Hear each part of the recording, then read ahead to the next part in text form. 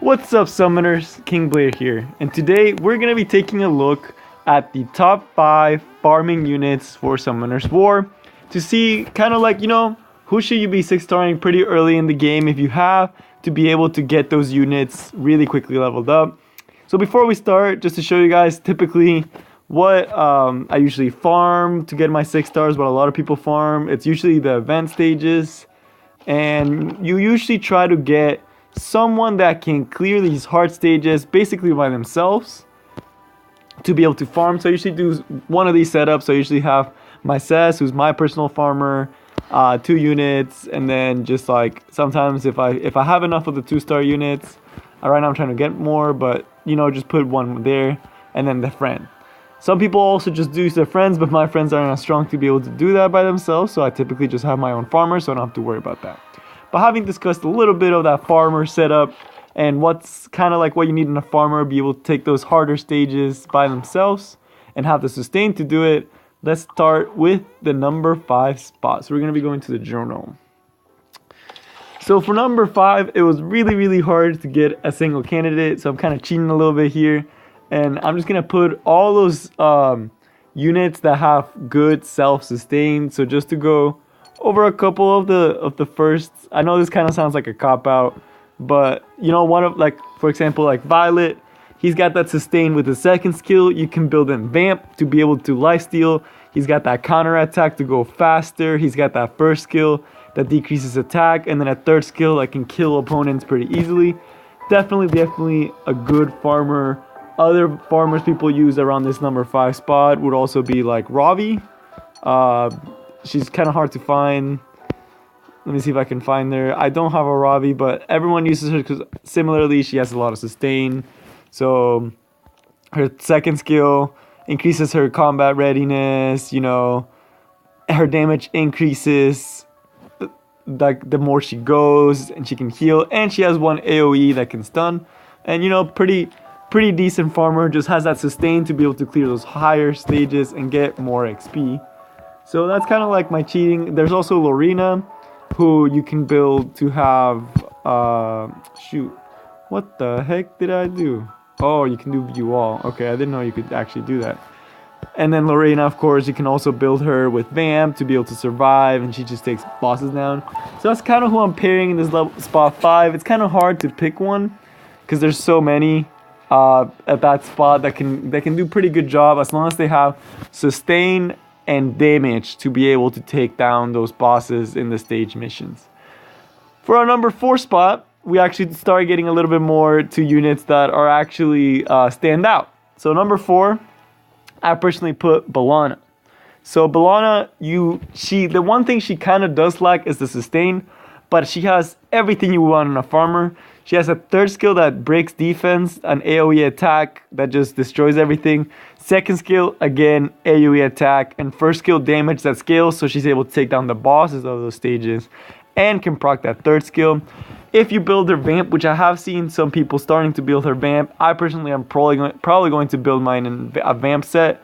You can actually have her sustain and do damage, and just overall be able to kill those units fast, be able to take them out, and be able to kill the boss pretty quickly so that you can get more XP in a smaller amount of time. That's what makes her a number 4 farming unit. She's just able to deal so much AoE damage. Like, every single one of her skills has an AoE basically. So she can just go through stages super duper fast, and she has really good scaling on this first skill and just all her skills overall to be able to take down those bosses. And she also awakens into speed, which lets her take faster turns. Now, the top 3, before I get into them, they're very hard to rank them because they're all so good at what they do.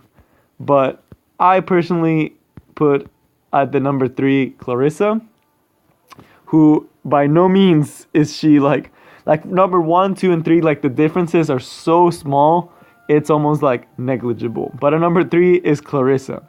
So first, nothing big on her first. She has a defense break. Second skill, she gets enraged when an enemy is killed. And this is her passive.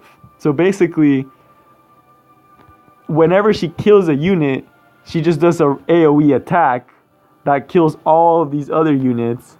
and she becomes enraged. And it procs from both her skills. So enrage basically attacks, or the hysteric, this third skill, my bad, attacks all enemies, and then when enraged does an additional bleeding.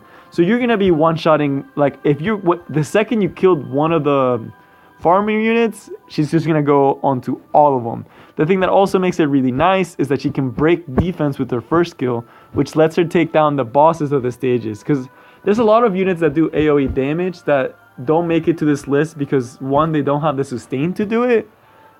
And like number 5, like all those other units, they don't have the AoE to be fast and efficient. So Clarissa is able to have both of those things because she has the defense break to be able to kill those bosses fast and have that single target damage. And she has that AoE to be able to take away those initial first 2 stages with all the small monsters to try to get to that boss in the adventure stage. Not only that, but if you build her vamp, which you probably should, but the thing with Clarissa is it's not a require that you build her vamp because she just does so much damage. She's gonna be killing most of the things she encounters, but you should still, if to be safe, use her as a vamp set, be able to just take everything down and make sure she stays alive. Item number 2, following this pattern of having attacks that go into other attacks, is Vildred. So Vildred is one of those units that's, I think, is really awesome, but he only does one thing good, and that is farming. He's probably one of, like, again, second best farmer in the game. So let's just read his skills so you guys can see why.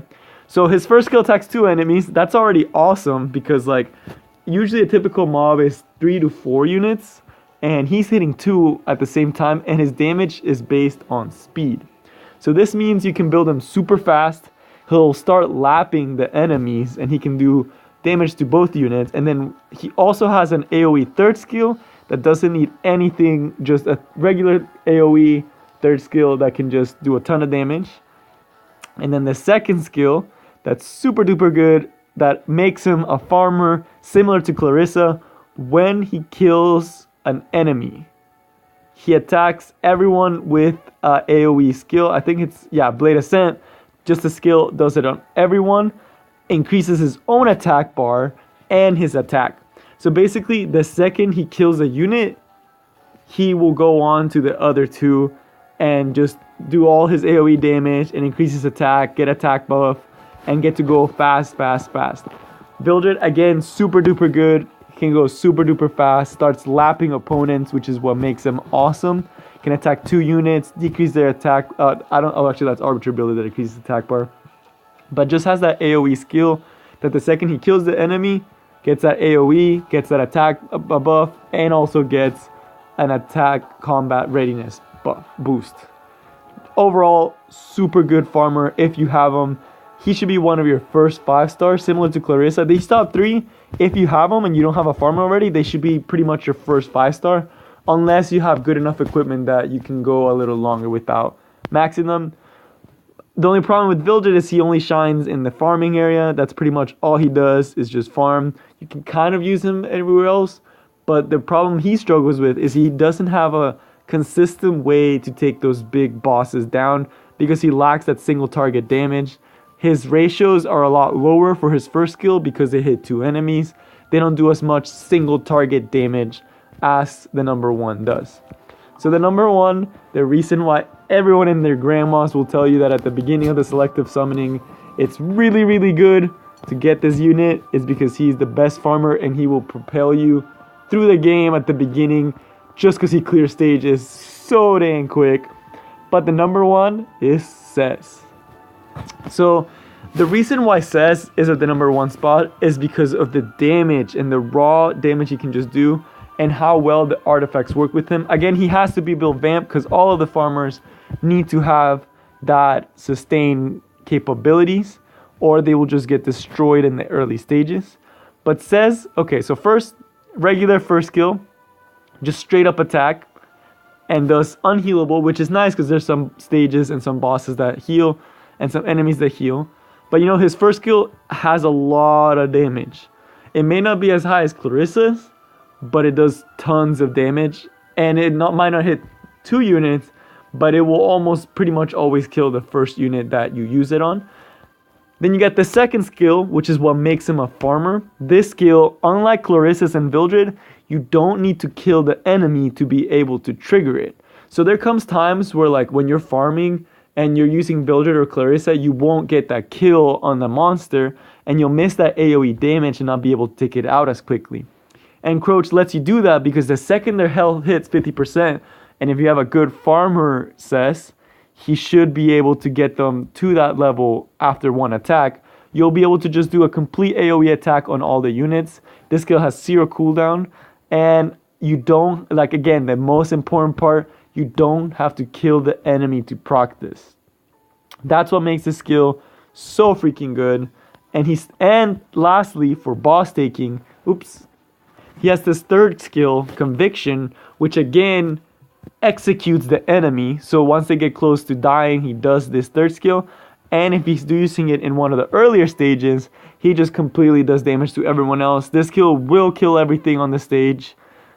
Huge, insane amount of single target damage. Kills pretty much any, like, small unit in one shot, and then does damage to everything else. That's why I have him at the number 1 spot, because unlike the number 2 and the number 3, he doesn't need to kill his target to be able to proc his AoE attack. Not only that, but he gets a lot more consistent heals that way with the Vamp set, making him stay alive and sturdy. And I believe he also has the highest health out of all of them, making him a really good candidate to be able to tank all of these hits. I personally do have him room with a little bit of HP. And he awakens into HP, as you guys saw how much HP he gets, and that makes him tanky, makes him deal tons of damage, and gives him a lot of AoE, which is why Cess is the number 1 farmer. If you guys need proof of that, I could show you guys super quick, since you guys already saw the number 1, just so you guys get a little taste of what a Cess can do when he's ruined well. So typically I'll just go here into normal, and I usually do pick a supporter just to help me out a little bit. See, again, people always put their cess, and you just get into it, and then you just hit auto, and it's like, you can just watch. So typically, Vildreds will need to get the kill. So for example, look, I'm going on this guy, killed in one shot. Vildred may not have been able to do that. Second skill does tons of damage, and then usually your partner helps you out. But the thing about it is, you don't need that. Clarissa is a lot quicker at easier stages, but Cess is the most consistent, and that's what makes him so good. But alright guys, that's all I got for you guys today. I hope you guys enjoy, and I'll see you next time. Peace.